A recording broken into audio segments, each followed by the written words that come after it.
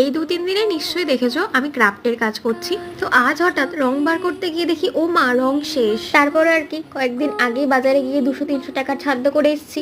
এখন আবার না করলে হয়? টুকটুক করে মিশো থেকে 2টো পার্সেল অর্ডার করে দিয়েছি। এবার এখন আনবক্সিংটা করছি, কারণ বাড়িতে মা নেই। যদি দেখতো যে আবার পার্সেল এসছে, এইগুলো সমেত আমি বাইরে থাকতাম, তখন বাইরে আনবক্সিং করতে হতো। ঠিক আছে, কই না, এসব তো চলতেই থাকবে।